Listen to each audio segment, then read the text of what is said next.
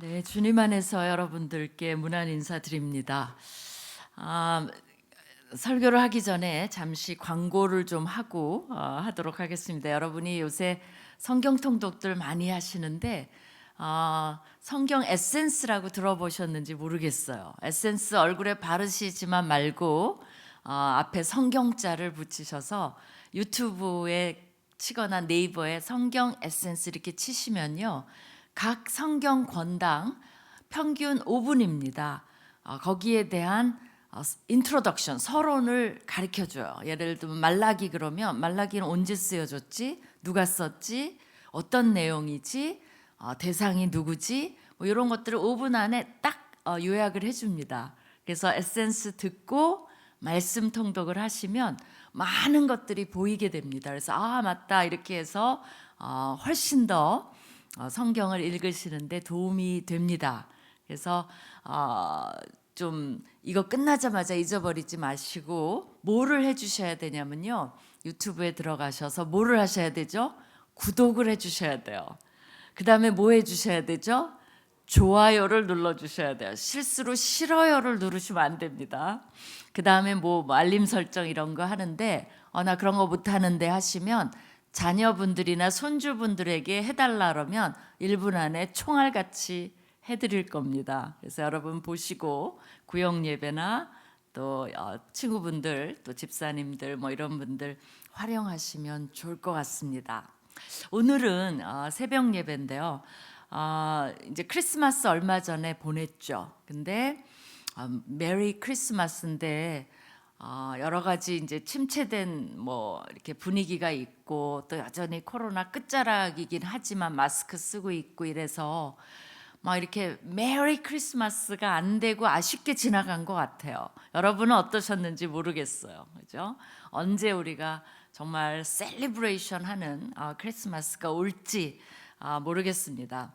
그래서 그 크리스마스가 너무 아쉬워서 그 얘기 조금 하면서 설교를 연이어 하려고 합니다. 크리스마스는 무슨 뜻이냐면요. 그리스도의 모임, 또 그리스도의 미사, 그리스도의 예배라는 그런 뜻이 있습니다.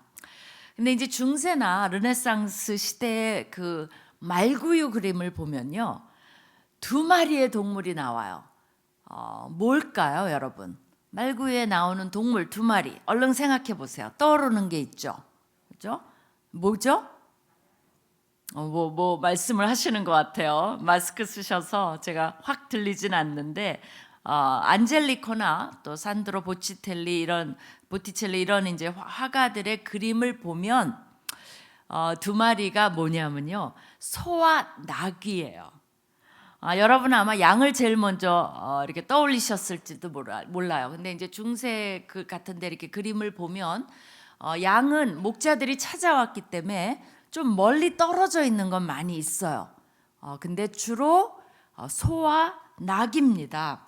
근데 이제 그렇게 하다가 나중에 이제 더해져서 양도 물론 더해졌고 낙타도 나오고 심지어는 술로까지도 뭐 지금은 다양하게 이렇게 말구유 장면이 나오는데요. 이렇게 소와 낙이 이 동물에 초점을 맞춘 이유가 있어요. 그게 뭐냐면 그 초기 교부들이 성경 해석을 하면서 바로 이사야서 1장 3절의 말씀을 상징한다라고 이제 연결을 시킨 거예요. 이게 뭐 성경에 딱 그래야 된다 그게 아니라 성경 해석 속에서 말구유와 이사야서 1장 3절을 연결시킨 거예요. 그럼 이사야서가 무슨 말씀이 나오지? 이런 말이 나와요. 소는, 그래서 소가 나오는 거예요.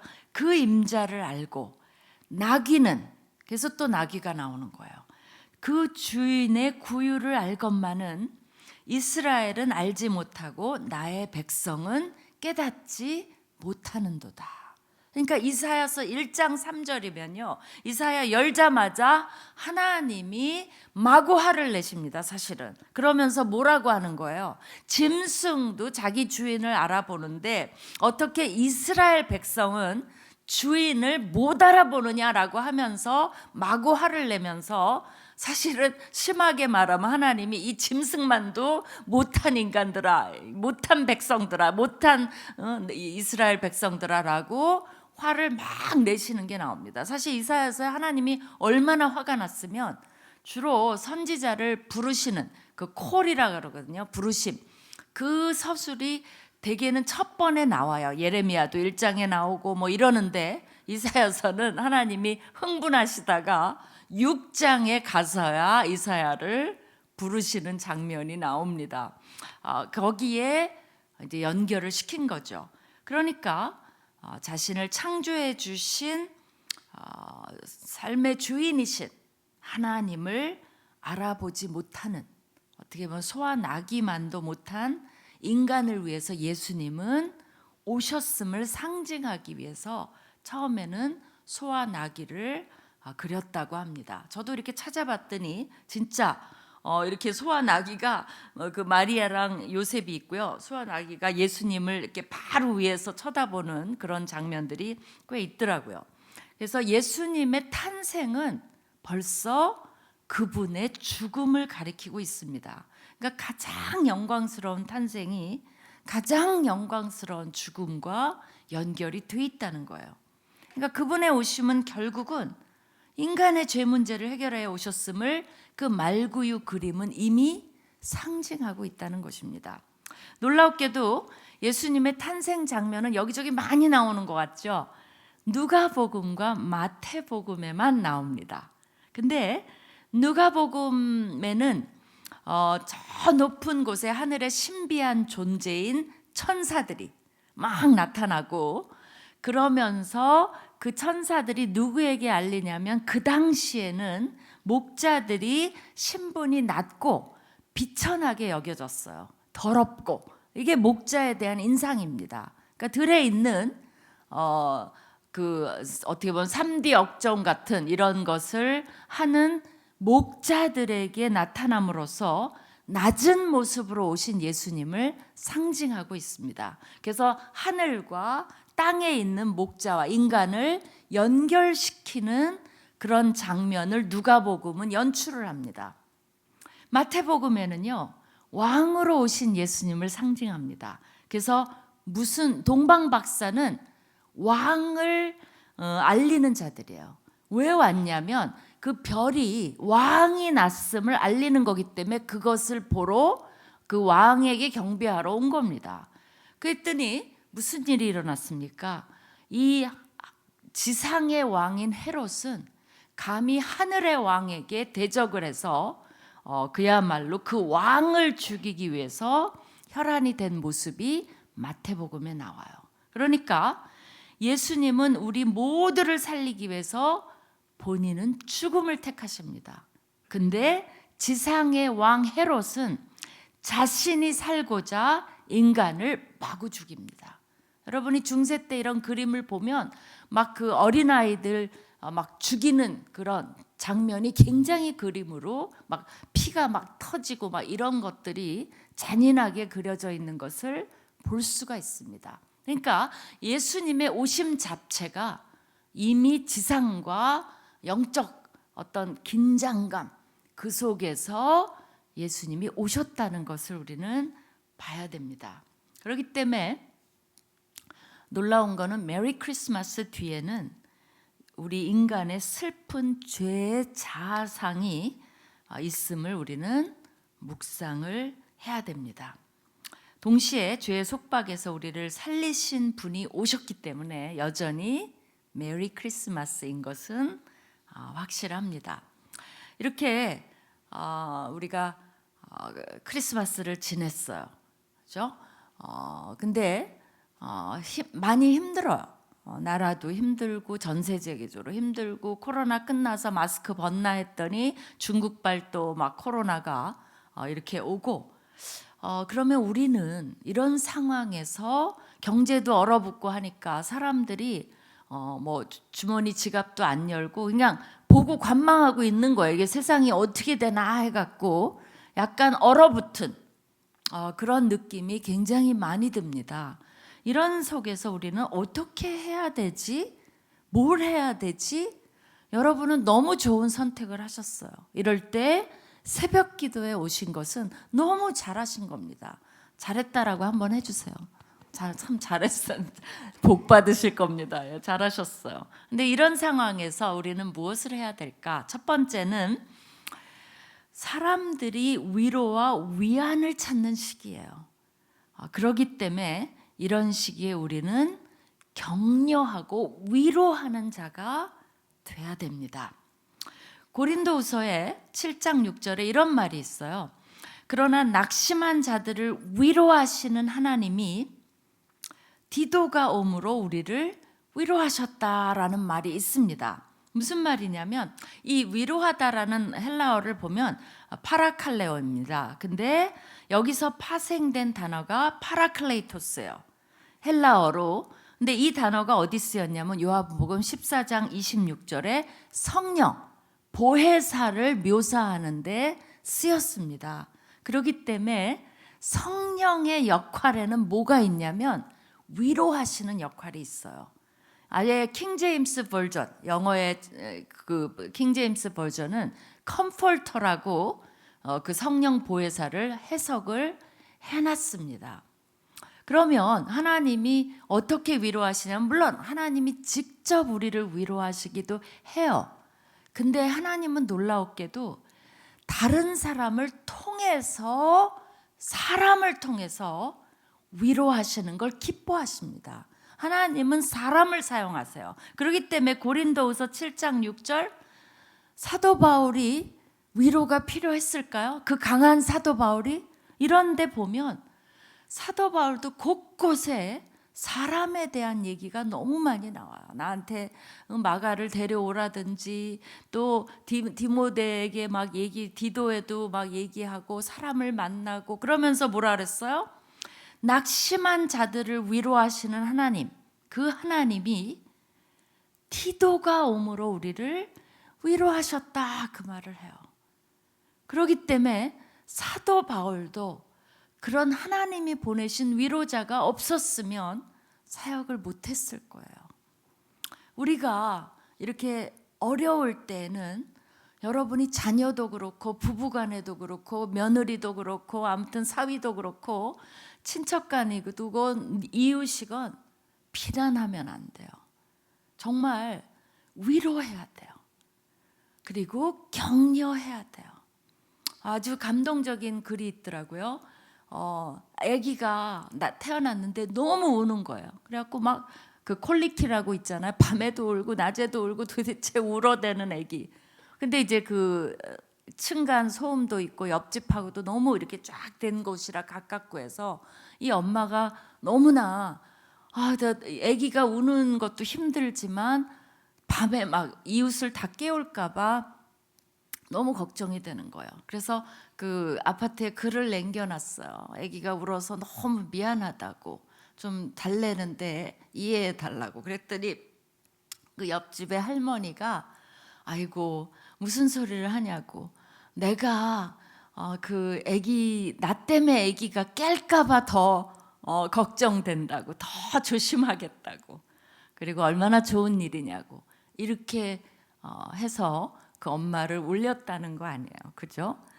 또 우리 택배 하시는 분들한테 욕을 하시는 분이 있고 왜 이렇게 늦었고 어쩌고저쩌고 하시는 분이 있고 한 번만 집 잘못 찾아도 막 그러는 분이 있고 얼마나 수고하시냐고 거기다 걸어놓고 그죠? 음료수도 따뜻한 거, 뭐 커피도 걸어놓고 어떤 사람이 우리가 돼야 되겠는가를 우리가 선택을 해야 돼요.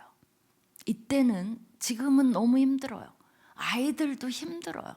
지금 2년 동안에 아이들이 그 어린애들은 마스크 썼기 때문에 뭐 발음에 대한 것도 굉장히 염려가 많고 하나님이 인간을 생육하고 번성하게 만들어놨기 때문에 죄 때문에 서로 좀 싫어해요. 죄성이 있으니까. 그러나 인간은 결코 사람이 부딪히지 않으면 못 살게 돼 있습니다. 인간은 사람을 필요로 해요. 그렇게 만들어놨어요. 싫어도 필요로 해요.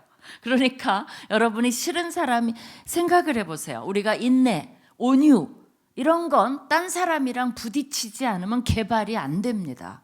친절한 거, 그죠? 아니 사람을 만나지를 않는데 뭐 그거를 언제 온유하며 인내하며 친절할 필요가 있어요. 근데 그렇지 않은 사람을 만나기 때문에 참자, 그죠? 인내를 내가 기르자. 너무 싫은 사람, 그냥 오기만 하면 막 이렇게 심기를 건드리는 사람이 있어요. 그래, 그래도 내가 용서하자, 이해하자. 내 성품이 길러지는 겁니다. 그러니까 여러분이 싫은 사람 오잖아요. 그럼 이렇게 하시면 돼요. 저기 내 성품 개발자 걸어오는구나. 그래서 반가워해야 돼요. 오늘은 또 나의 어떤 성품을 풍성하게 할 것인가, 내가 어떤 성품을 꺼내야 될 것인가를 고민하시면 돼요.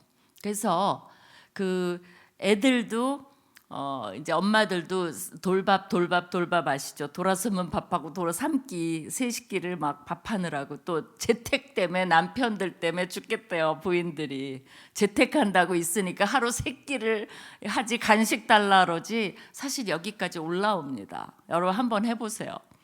근데 이게 뭐냐 그러면 너무 힘이 빠져요.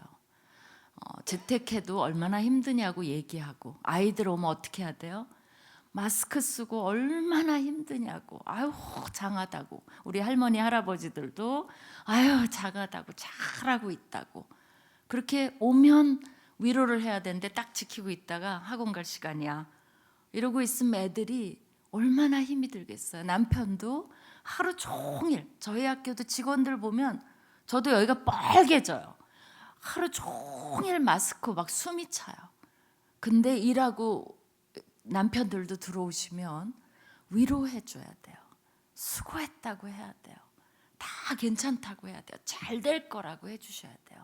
기도한다라고 해 주셔야 돼요. 이렇게 우리가 이웃한테도 그렇고 위로자가 돼야 된다는 겁니다. 그 코리 텐붐이라고 그 네덜란드 사람인데 유태인을 많이 이렇게 숨겨준 사람이 있어요. 작가기도 하고. 그 사람이 무슨 말을 했냐면요, 영어로 한번 해볼게요. Worry does not empty tomorrow of its sorrow.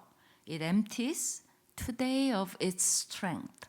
무슨 말이냐면요, 걱정이라는 것이 내일의 염려를 덜어주지 않는다는 거예요. 걱정하면 내일 그만큼 염려가 덜어지면 해도 돼요. 덜어지지 않는다는 거예요. 오히려 걱정은 오늘의 힘을 뺀다는 거예요. 그러니까 오늘 살아갈 힘도 빼는 게 걱정이라는 거예요. 그래서 하나님이 아무것도 염려하지 말라고 말씀하신 것 같아요. 우리가 염려한다고 힘이 나는 게 아니라 힘을 다 빼버려요. 그렇기 때문에 뭐라고 해주셔야 돼요? 여러분도 염려하지 말자. 우리 하나님께 맡기자. 또 하나님이 일용할 양식은 주신다고 했으니까, 우리가 일용할 양식을 주신다 그랬는데 뭐 때문에 걱정해요? 5년 먹을 거, 10년 먹을 거 없을까 봐 지금부터 걱정하고 있는 거예요. 우리가 하나님께서 그래도 살 방향을 주실 거니까 기쁘게 살자, 이런 식으로 가족을 위로하고 일터에서는 주위 사람을 위로하고 그런 위로자가 돼야 되겠다는 겁니다. 두 번째는 지금 세상이 좋아질까요? 어떻게 생각하세요, 여러분? 저는 편해질 거라고는 생각이 들어요. 그죠? AI도 있고 이제 앞으로 어떤 세상이 펼쳐질지는 우리 신학교에서도 고민합니다. 왜냐하면 AI가 있어갖고 돌아가신 분까지 해서 모든 그 설교가 녹화가 돼 있다고 생각을 해봐요. 로봇이. 그러면 그 목사님 없어도 오히려 AI가 서 있는 거예요. 여러분이 듣고 싶은 그 설교를 딱 트는 거예요. 그러면 원하는 설교를 막 해줘요. 그러면 우리 신학교는 목사님들이 설 자리가 없지 않나? 뭐 이래갖고 우리가 농담으로, 근데 알 수 없죠, 그죠? 농담으로 고민을 좀 합니다. 근데 뭐 편해질 거라고 생각이 들어요. 그러나 지금 이런 시대에도 우크라이나 전쟁 나는 거 보세요. 정말 얼마나 푸틴이 못된 일을 하는지.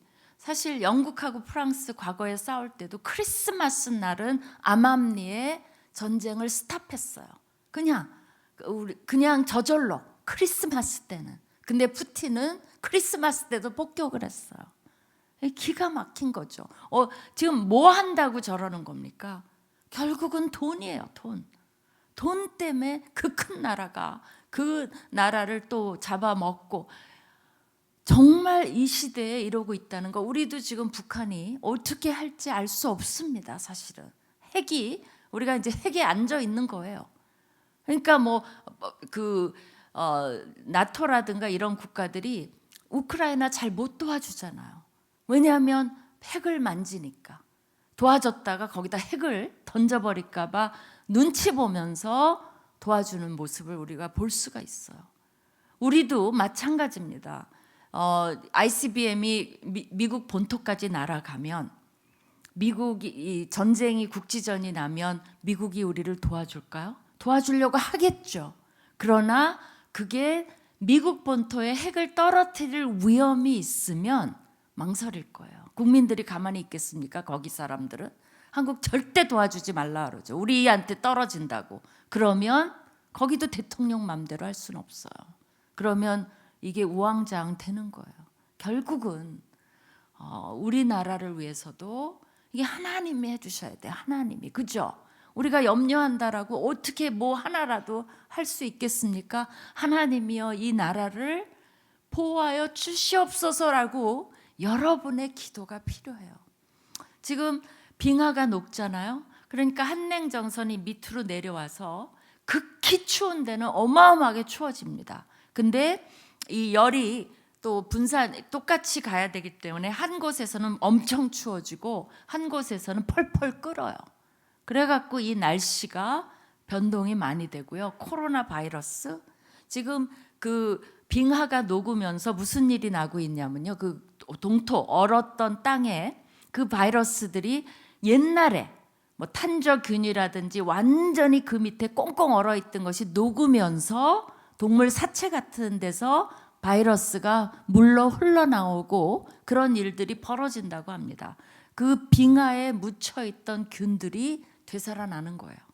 그러면 코로나에 이 난리를 쳤는데 이제는 그 균들은 얼마나 무서운지 경험해보지 못한 일들이 일어난다는 거예요. 그러면 좋아지는 겁니까? 말세를 향해서 가고 있는 거죠.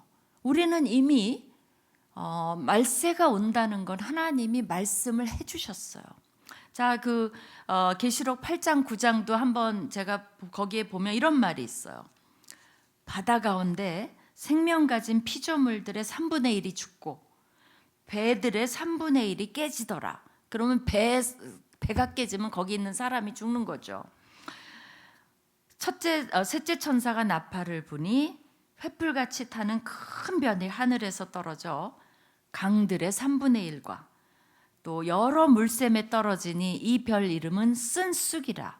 물의 3분의 1이 쓴쑥이 되매 그 물이 쓴물이 되므로 많은 사람이 죽더라 그랬어요.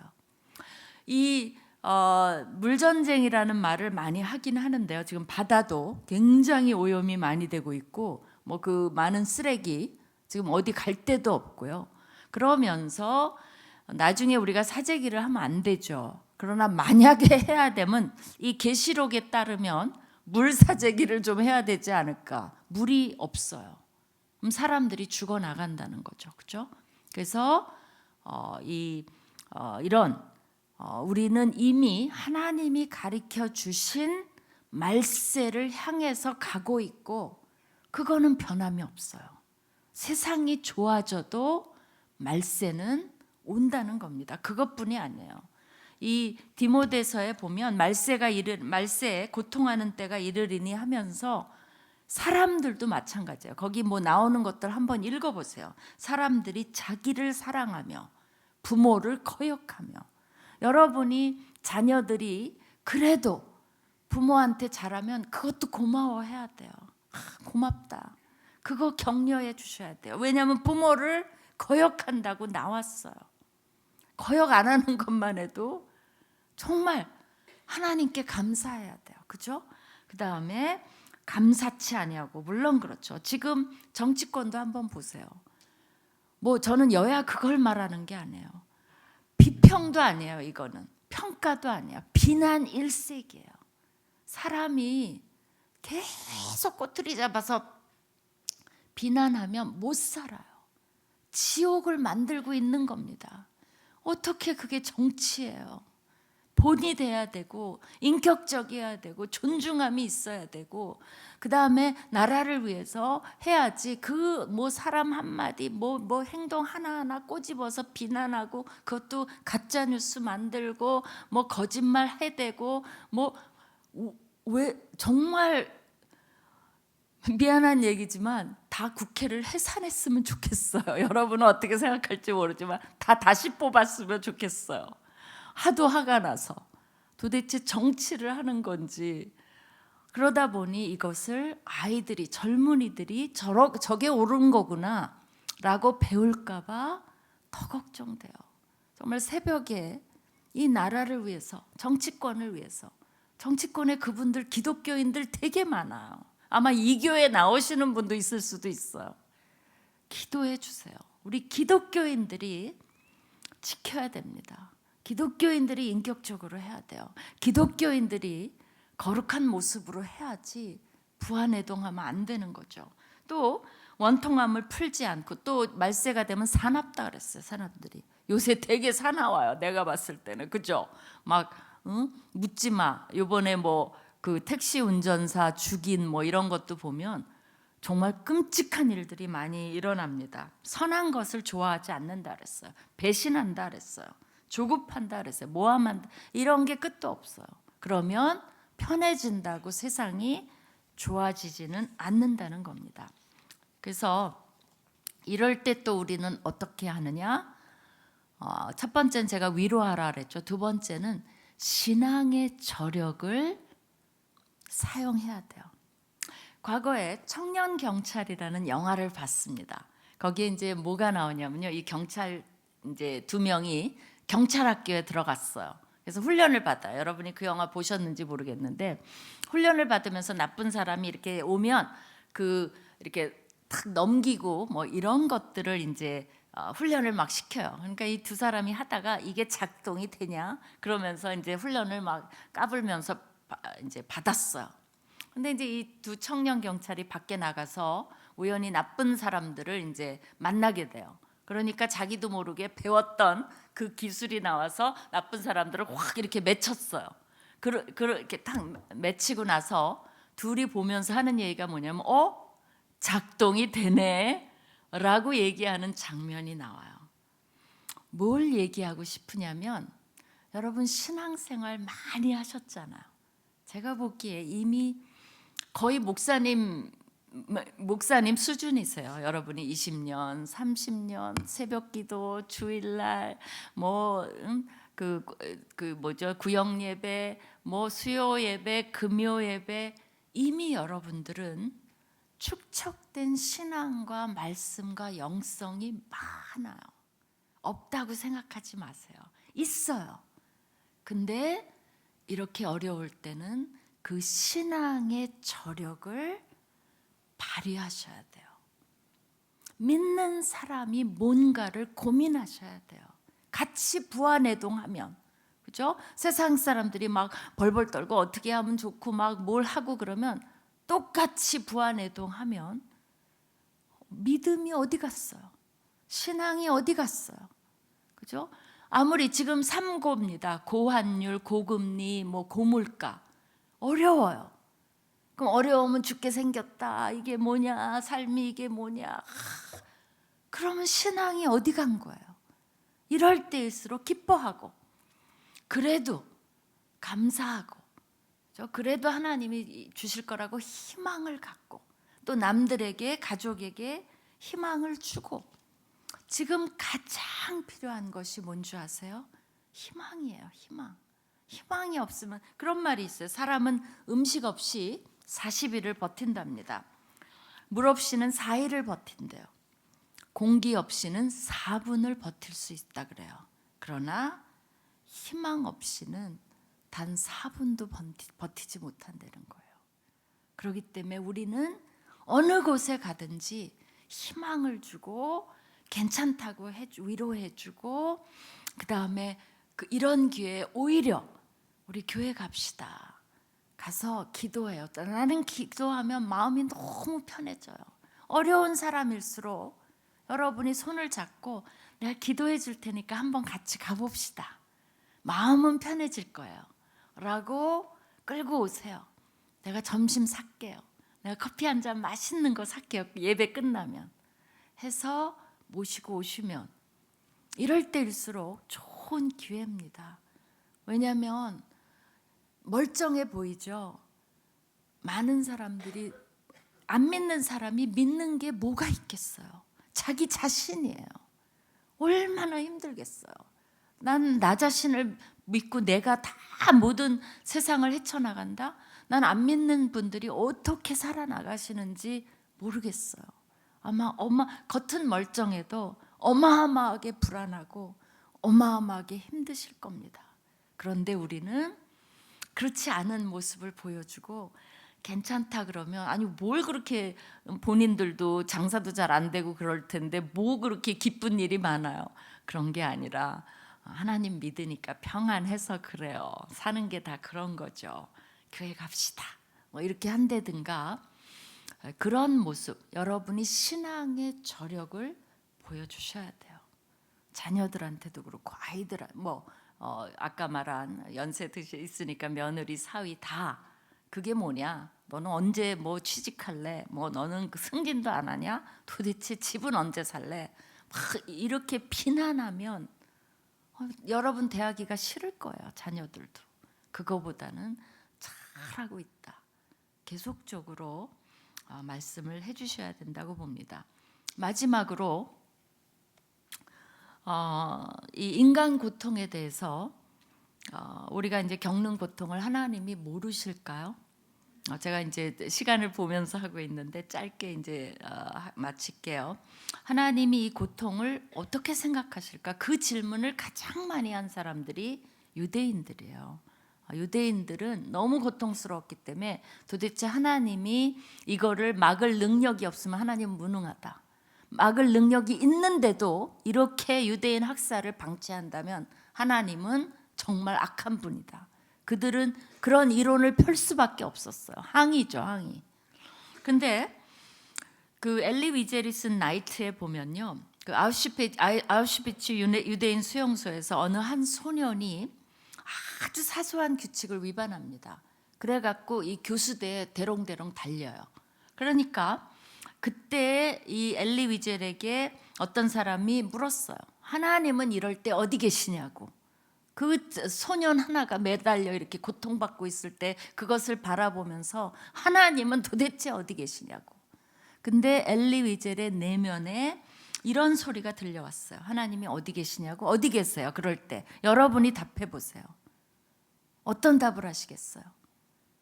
뭐라고 들려왔냐면 하나님은 바로 저기 계신다.